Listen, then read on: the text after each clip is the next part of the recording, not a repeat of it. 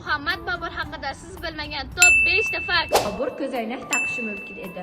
U tarixiy manbalarda aytilishicha, ko'rish bilan bog'liq muammolarga duch kelgan va ba'zan kitob o'qishda yoki xarita chizishda linza yoki shunga o'xshash vositalardan foydalangan. Bu o'sha davrda juda noodatiy holat edi. Bobur qushlar bilan suhbat qilgan. U o'z qushlarini do'st deb atagan va ularga ism qo'ygan.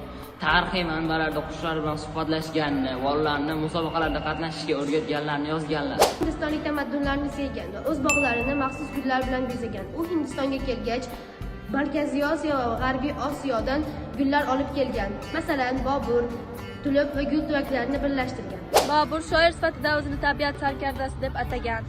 Bobur nomi nafaqat tarixiy asar, balki shoirona asar hamdir. U har bir tabiat manzarasini gullar, qushlar, tog'lar va daryolarni tasvirlab, o'zini tabiat bilan uyg'un sarkarda sifatida ko'rsatgan. Bobur ovqatga juda qiziqqan. U faqat sarkarda emas, balki gastronom sifatida ham juda qiziqar edi. Masalan, u Hindistonga maxsus ziravorlar olib kelgan va ularni retseptlarga qo'shib mazali taomlar tayyorlatgan.